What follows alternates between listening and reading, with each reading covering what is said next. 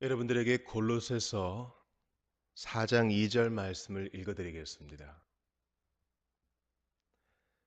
기도를 계속하고 기도에 감사함으로 깨어 있으라. 아멘. 기도를 계속하고 기도에 감사함으로 깨어 있으라. 제가 오늘 여러분과 나눌 책의 제목은 진리의 영웅들입니다.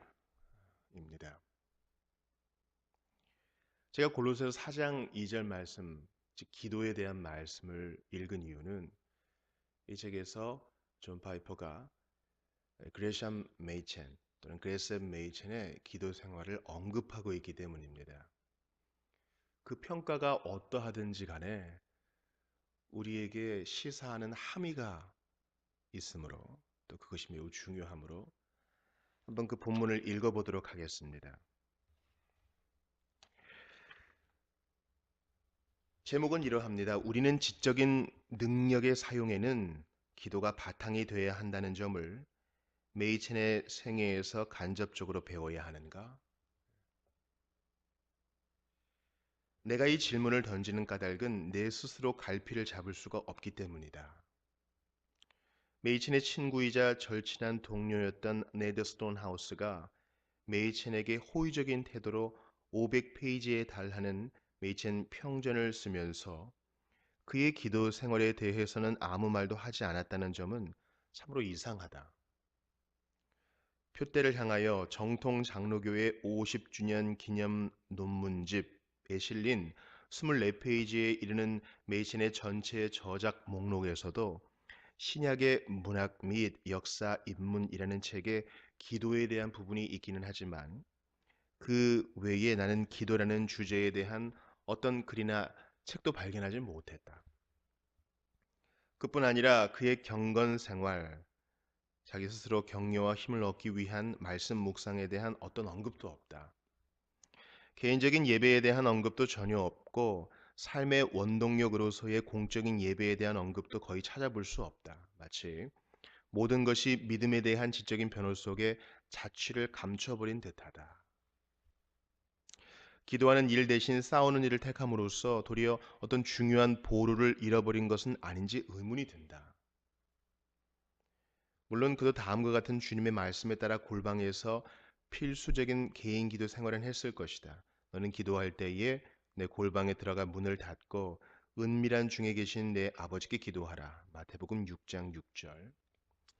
그러나 그가 자신의 모든 저작에서 이 주제를 다루려 하지 않았다는 점과 스톤하우스도 이 주제를 그의 생애와 사상의 강력한 신경 중추 가운데 하나로 강조할 만한 가치가 있는 것으로 여기려 하지 않았다는 점은 메이첸이 깨어 기도하라는 명령을 싸움의 핵심으로 삼는 말씀을 위해 머리부터 발끝까지 성경으로 무장한 전사가 되었다는 사실에 비추어 볼 때 매우 당혹스럽다. 이 부분은 좀 번역이 어색하네요. 그의 기도 생활에 대한 침묵이나 기도를 중시하지 않는 태도를 반면교사로 삼아 기도가 없이는 우리의 수고의 열매도 점점 적어지고 우리의 영적인 시야도 손상될 것이라는 점을 명심하자. 이 글을 쓴 존 파이퍼. 존 파이퍼는 이 진리의 영웅들에서 아타나시우스 또 존 오웬과 더불어 웨스트민스터 신학교 설립자인 그레이션 메이첸을 다루고 있습니다. 아직 존 파이퍼가 생존 인물이라는 점을 또 생각해 보고 또 메이첸에 대한 목록을 그가 저장 목록을 다 살펴봤다고 하지만 좀 더 연구가 필요하다는 점을 우리가 염두에 둬야겠어요. 그래서 이 부분은 존 파이퍼가 크리스천 메이첸이 기도하지 않았다라는 것을 비판하는 점이 아니라 그의 생애와 저작에서 기도에 대한 강조가 드러나지 않는 것을 반면교사로 삼아 우리는 중요한 일이 있을 때 더욱 기도하자. 이걸 좀 교훈으로 삼자는 말입니다. 이 부분만 딱 띄워놓고 보고 메이슨이 기도하지 않았어? 실망이야. 이렇게 가서는 안 된다는 것입니다. 앞으로 더 연구가 진행돼야 할 것이고 특별히 또 메이슨의 시대는 이른바 그 자유주의와 또 현대주의와 의 싸움, 신학적 정통성을 지키기 위한 이 싸움의 때였어요. 또 그는 학교를 설립해야 됐고 그 이전에 프린스턴에서 갈등을 겪었고 그는 복잡한 시대의 사람이었다는 것을 염두에 두어야 합니다. 그러나 그럼에도 불구하고 우리는 중요한 일을 앞두고 더욱 기도해야 할 연약함이 있고 또 그럴 책임이 있습니다. 루터가 한 말이라고 정확하게 드러나지는 않았지만 사람들은 루터가 중요한 일을 앞두고서 더욱 기도했다는 것을 알고 있었어요. 그래서 그의 기도를 이렇게 어, 그의 개인 기도를 가까이에서 들을 기회가 있었던 사람이 그의 그 기도의 그 절실함과 하나님과의 친밀함으로 인해서 좀 감동을 받았다는 내용이 전해지고 있죠. 그래서 메이첸이 기도 생활에 대한 이 침묵 그리고 저작에서 기도를 많이 다루지 않았다는 것이 그가 기도를 하지 않았다 그 뜻이 아니고 우리는 그의 생애와 존 파이퍼의 평가를 마음에 새겨서 나는 중요한 일을 앞두고 얼마나 기도하는가 이런 질문을 좀 스스로에게 던져보면 어떨까 그렇게 생각을 합니다. 그게 바로 골로새서 4장에서 바울이 말하는 거죠. 기도를 계속하고 기도가 땡길 때만 하는 게 아니라 일이 잘 될 때에도 일이 안 될 때에도 기도하는 우리가 되어야 하겠다. 그것이 우리가 받는 결론이라는 것입니다. 제가 기도에 대해서 또 한 가지의 책을 좀 여러분께 권해드리고 싶어요. 그것은 바로 이 설교와 설교자라는 로이드 존스의 책입니다. 강연을 책으로 옮긴 것이죠. 참 어떤 연관성이 있는지 메이첸이 설립한 웨스트민스터 신학교에서 이 강연한 것이 책으로 나온 게 바로 설교와 설교자예요. 아주 복된 책입니다. 제가 그리스도인들에게 추천하고자 하는 10권의 책을 한번 골라보라 하면 이 책을 반드시 넣을 겁니다. 그가 설교자의 준비라는 난에서 이 기도를 다루며 이렇게 얘기합니다. 한번 들어보세요. 그 다음으로 다룰 것은 제가 감히 다룰 자격이 없는 문제. 이렇게 얘기해요. 제가 감히 다룰 자격이 없는 문제. 그래서 자신 없이 자꾸 주저하게 되는 문제입니다. 저는 우리가 다른 어떤 부분보다 이 부분에서 실패한다고 생각하는데 그것은 바로 기도입니다. 벌써 이 두 문장에서 이 뭉클함이 있죠. 이 위대한 설교자도 뭐 연구가 부족했다거나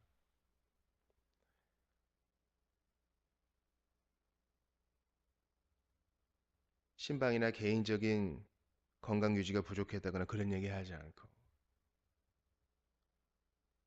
어떤 부분보다 더 실패하게 되는 문제가 기도라고 얘기하는 거예요. 좀 더 들어보죠. 기도는 설교자의 삶에서 지극히 중요한 부분을 차지합니다. 여러 시대에 흩어져 살았던 가장 위대한 설교자들의 전기나 자서전을 읽어보면 언제나 기도가 삶의 가장 큰 특징을 이루고 있었음을 알게 됩니다.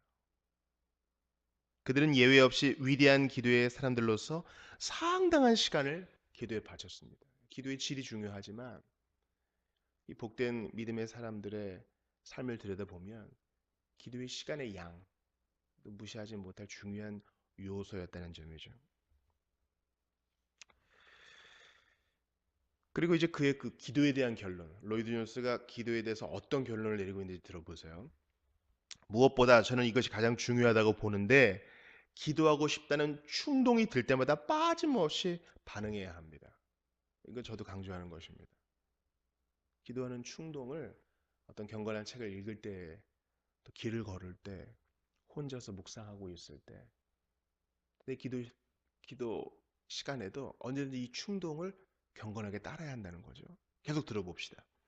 책을 읽을 때든 본문과 씨름할 때든 기도하고 싶은 충동이 들 수 있습니다.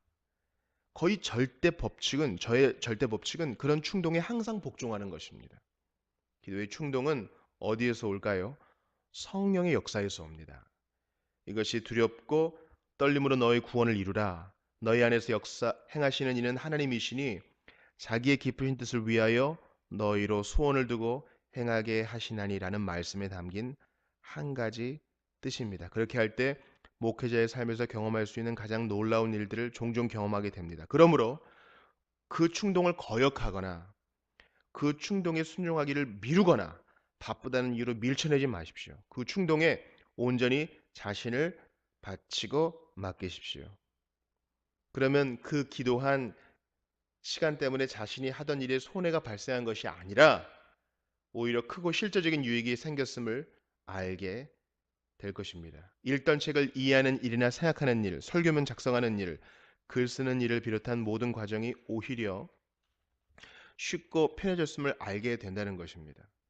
이것은 아주 놀라운 경험입니다. 기도하라는 부르심을 주의를 분산시키는 일로 여기지 말고 항상 즉각적으로 반응하십시오. 그리고 그런 충동이 자주 찾아올 수 있도록 하나님께 감사드리십시오. 이게 아주 중요한 것이죠.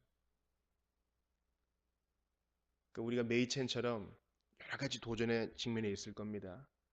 그 와중에 주께서 기도하라는 충동을 주시고 감각을 주실 때 바로 그 즉시 순종하는 것입니다. 혼자서 무릎 꿇을 수 있는 곳을 찾을 수 있고 바쁘면 느헤미야처럼 우리가 있는 자리에서 기도할 수 있고 그런 것입니다. 우리의 기도 시간을 사수하되 기도에 깨어 있을 수 있도록 늘 기도에 힘쓸 수 있도록 애쓰시는 여러분들 되시기 바랍니다. 바쁠수록 기도하여 하나님의 방법에 순종하고 주께 영광 돌리는 여러분들 다 되시기를 바랍니다.